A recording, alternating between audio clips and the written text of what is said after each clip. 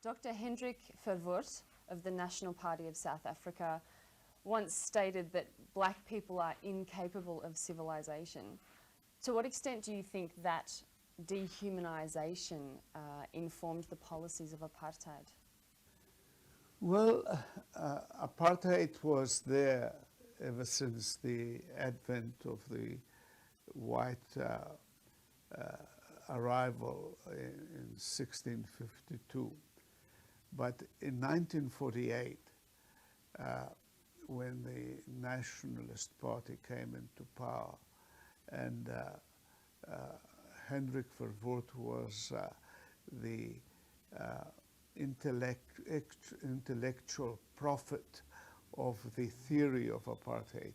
He had studied psychology in Nazi Germany.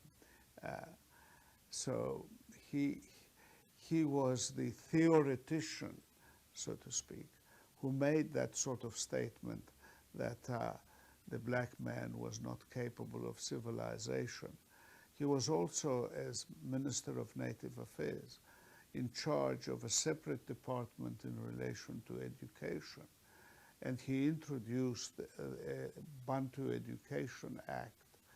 And he was unashamedly on record that there was no point in teaching Bantu, the apartheid name for Africans, mathematics and science and literature and English, because they were really not going to advance beyond being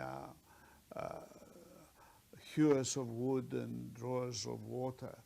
And trying to educate them would only make them unhappy because they would not be able to use their education. And a separate school system was introduced. The schools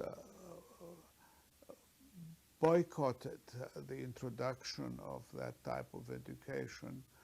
8,000 students that didn't turn up on the first day were banned by Dr. Verwoerd from attending any school whatsoever in South Africa. Over 100 teachers that absented themselves on the day that Bantu education was introduced were fired and would not be re-employed. And the theory was that people should be kept apart. And they were classified into whites, the 11 categories of coloreds, 10 from different ethnic groups, and the 11th, a group of colored other, that is not colored Indian or colored Griqua or this, that, or the other. They were colored other than any of the other 10. And they had no rights. They were deprived of their right to vote on a common voters' roll. They were deprived by job reservation. All technical jobs, well-paid jobs, were to be done by whites, and blacks could not advance to actually minding machines or using tools. They would just have to be laborers, earning a pittance.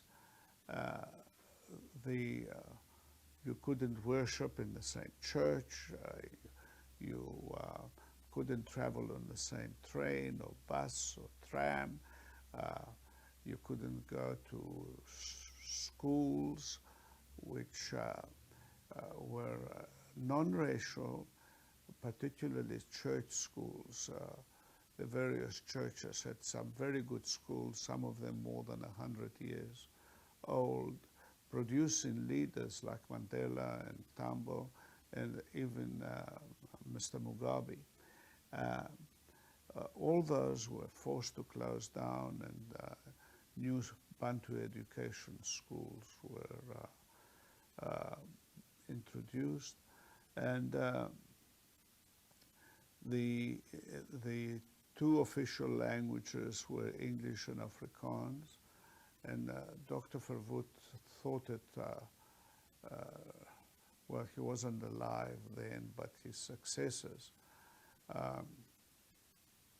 introduced a law that mathematics and science would have to be taught in Afrikaans, which led to what was known as the Soweto Revolt in 1976. Every aspect of human life depended on the color of your skin. With the Africans, the indigenous people of South Africa, at the bottom of the pack.